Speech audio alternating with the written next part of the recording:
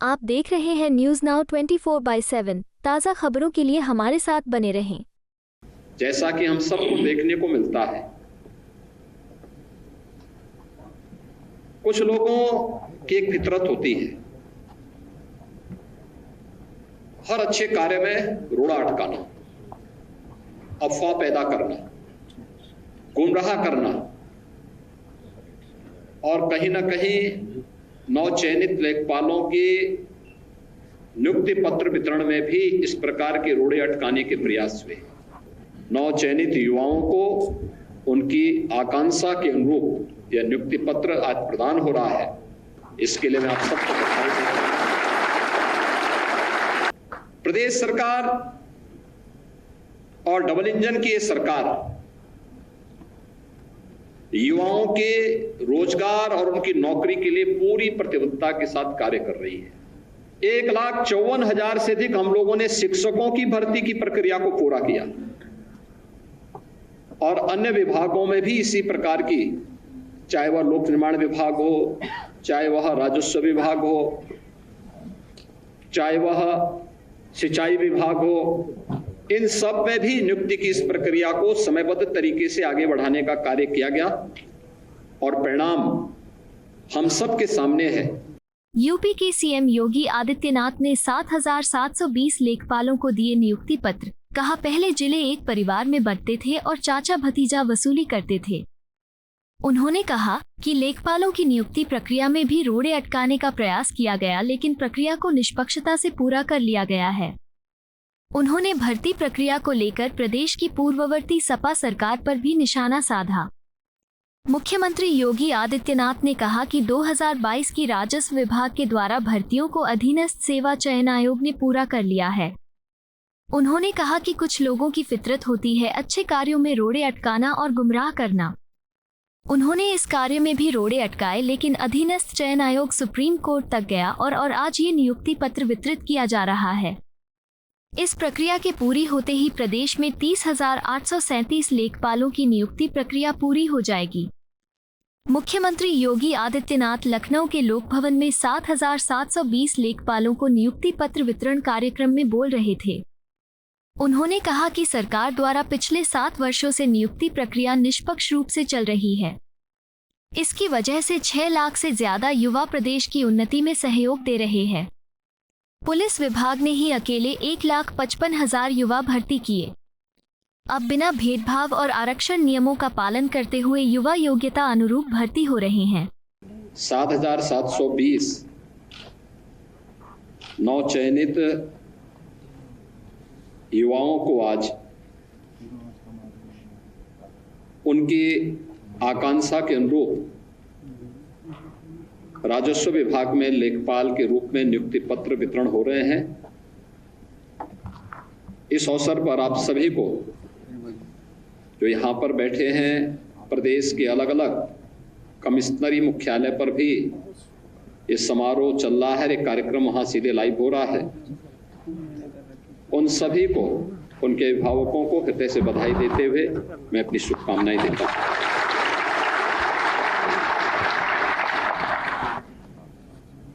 आप सब जानते हैं कि राजस्व विभाग एक बहुत महत्वपूर्ण विभाग है और उस विभाग की कार्मिकों की जनता की सेवा की नींव के रूप में लेखपाल की भूमिका बहुत महत्व रखती है।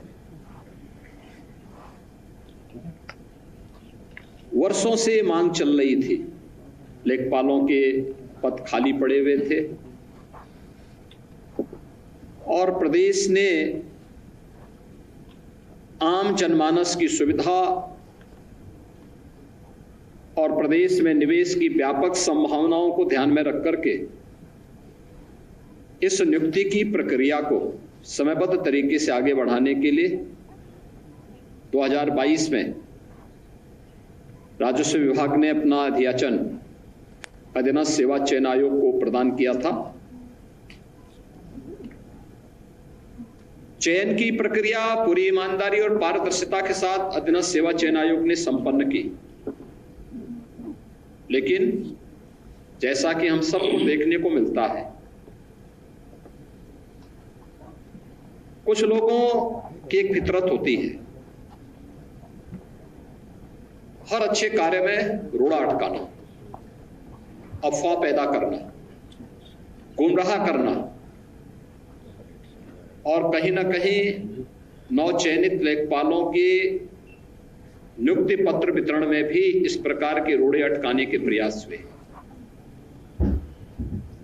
लेकिन राजस्व विभाग और अधीनस्थ सेवा चयन आयोग इसके लिए लड़ा और अंततः सुप्रीम कोर्ट से भी फैसला अपने पक्ष में करके आज 7,720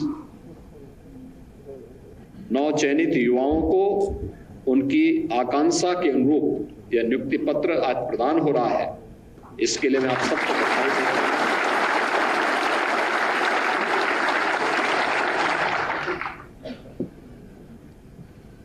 यह प्रक्रिया पूरी होने के बाद अभी 4,700 और नई नियुक्ति की अधियाचन हम भेज चुके हैं, उसको भी हम बहुत शीघ्र पूरे करने वाले हैं और इस प्रक्रिया के पूरे होते ही 30,837 जो लेखपाल प्रदेश में नियुक्त होने चाहिए उनकी संख्या पूरी हो जाएगी। प्रदेश सरकार और डबल इंजन की ये सरकार युवाओं के रोजगार और उनकी नौकरी के लिए पूरी प्रतिबद्धता के साथ कार्य कर रही है। पिछले 7 वर्ष में आपने देखा होगा नियुक्ति की प्रक्रिया पूरी पारदर्शिता के साथ, पूरी ईमानदारी के साथ, बिना किसी भेदभाव के युवा की योग्यता और उसकी क्षमता के अनुरूप प्रदेश सरकार ने इन कार्यक्रमों को आगे बढ़ाया, जिसका परिणाम था कि 6 लाख से अधिक युवाओं को हमें सरकारी नौकरी में नौकरी प्रदान करने और नियुक्ति पत्र प्रदान करने का अवसर प्राप्त हुआ और आज वे सभी युवा प्रदेश के विकास में अपना योगदान दे रहे हैं। वे अलग अलग क्षेत्र में थे, तो Uttar Pradesh public service commission में था, कोई अधीनस्थ सेवा चयन आयोग से था, कोई उच्च शिक्षा चयन आयोग बोर्ड से, कोई माध्यमिक शिक्षा चयन आयोग बोर्ड से, कोई बेसिक शिक्षा परिषद से, कोई पुलिस भर्ती के रूप में। यानी अकेले हम लोगों ने प्रदेश में 1,55,000 से अधिक तो पुलिस कार्मिकों की नियुक्ति की।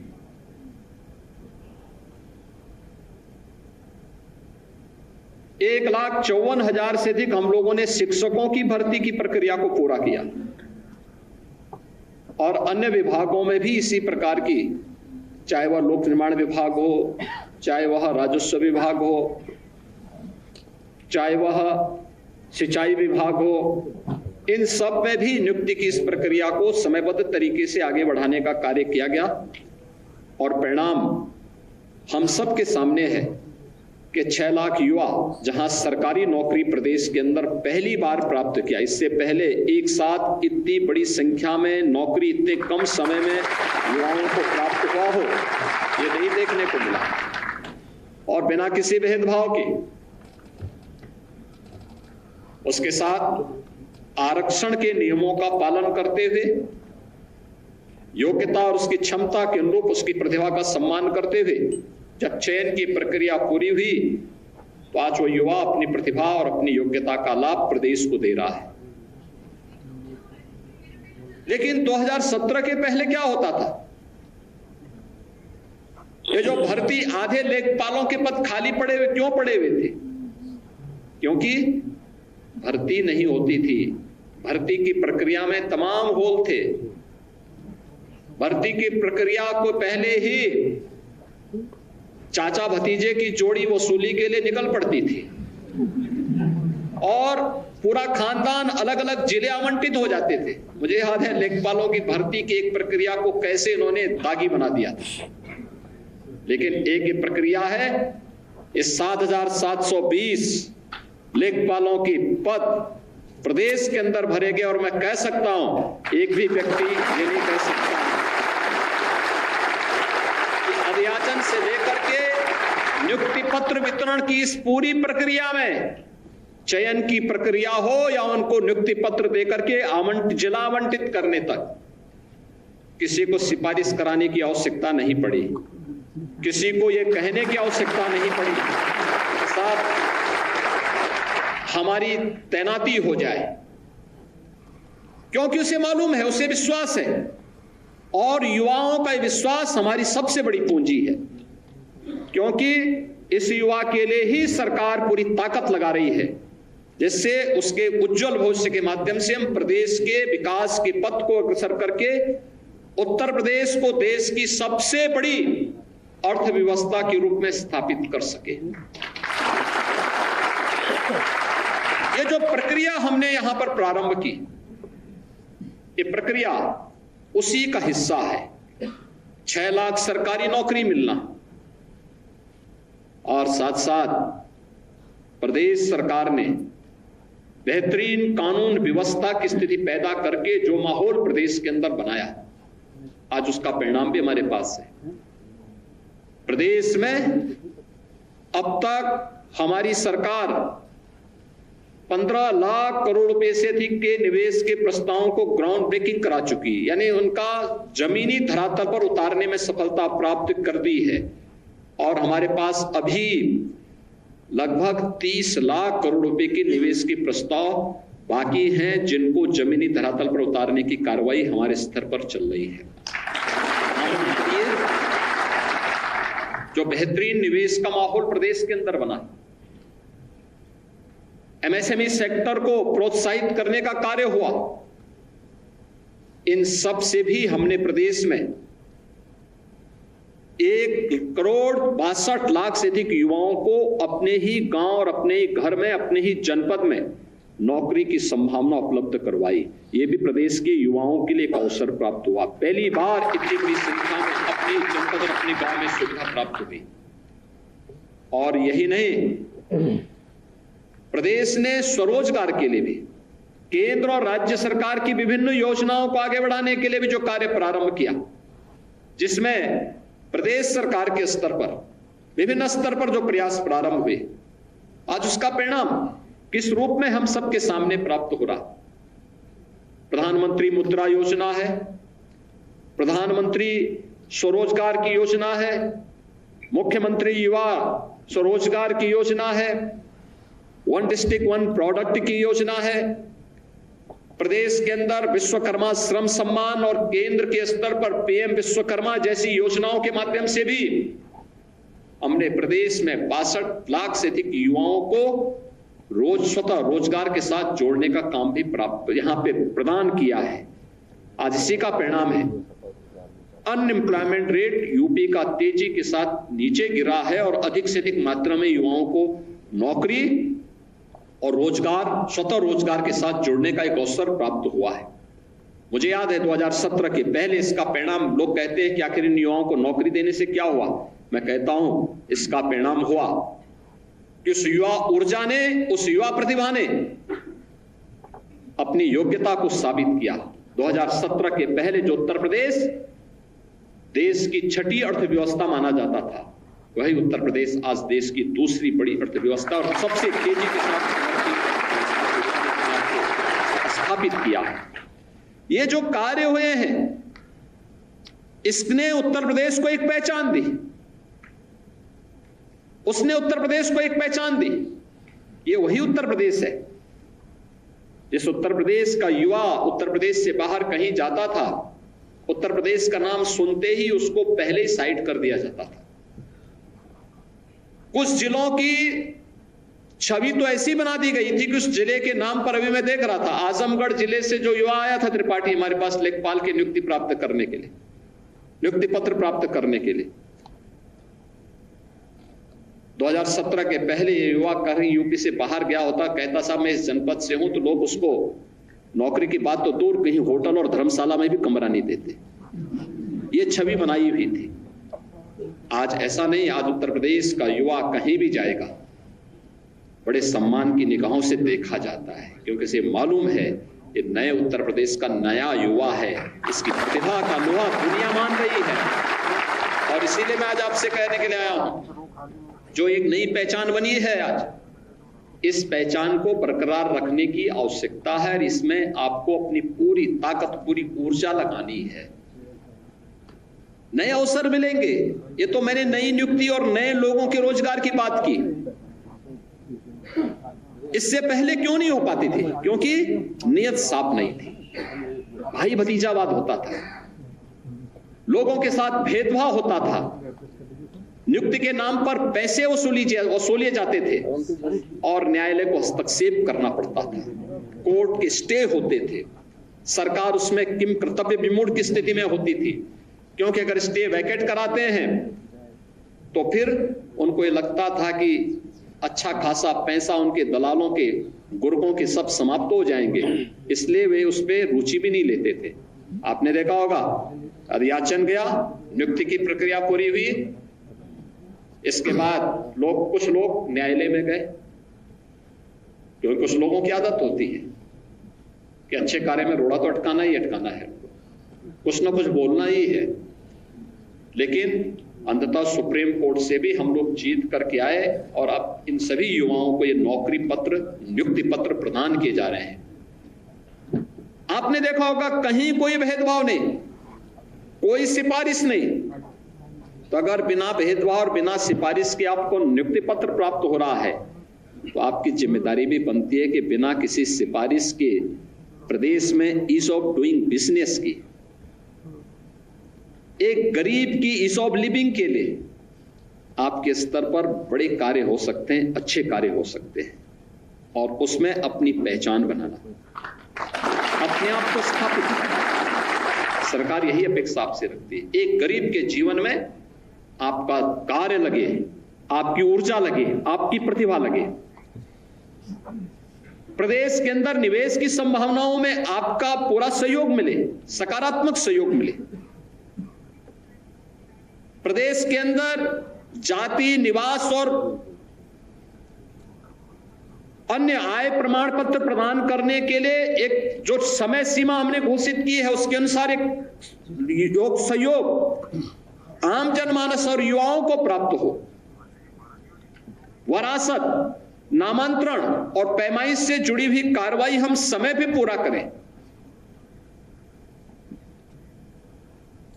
कृषि को अकृषि घोषित करने के लिए प्रदेश सरकार ने रिफॉर्म किया कि 45 दिन के अंदर स्वतः अधिकारी को इसको करना होगा, अगर नहीं करेगा तो डीम्ड मान लिया जाएगा। अगर उसके बाद भी हमारे पास लंबित है और मामला कोई व्यक्ति उससे पीड़ित है, इसमें जवाबदेही भी शासन स्तर पर फिर होती है। आईजीआरएस में हमारे पास बहुत सारे मामले आते हैं। आईजीआरएस के मामले इसी बात को लेके आते हैं। हम लोग देखते हैं कोई व्यक्ति में ऑनलाइन शिकायत करता है, बताता है साहब हमने, हमारी शिकायत ये थी, समाधान नहीं हुआ, यहां से 15 दिन में हम उसकी समीक्षा करते हैं, क्यों नहीं हुआ? जनपद स्तर में साप्ताहिक समीक्षा के लिए हमने कहा है और फिर वहां पे जवाबदेही तय होती है। और इसलिए मैं आप सभी युवाओं से कहूंगा, एक अवसर मिला है आपको